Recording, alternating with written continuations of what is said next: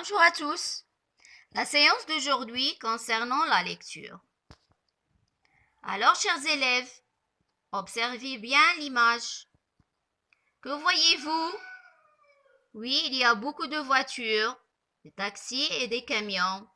On peut les appeler, oui, ce sont des moyens de transport. Alors, chers élèves, quelles sont les raisons pour lesquelles on aura besoin d'utiliser les moyens de transport? Oui, on l'utilise pour se déplacer, voyager d'une ville ou d'un pays à l'autre, ainsi que on peut les utiliser pour aller au travail, satisfaire nos besoins d'acheter ce qu'il nous faut. Par exemple, les vêtements, l'immeuble, les aliments, etc. Alors, l'existence des moyens de transport dans notre vie quotidienne est obligatoire. Passons maintenant au titre. Toujours plus vite, toujours plus loin. Oui, ça veut dire à travers le titre, on peut savoir que il y a des moyens de transport à travers lesquels on peut se déplacer ou voyager d'un pays à l'autre et plus rapide. Par exemple, l'avion ou le bateau. Mais dans ce texte, on va voir l'homme autrefois utilisa ou se déplaça en utilisant seulement les animaux.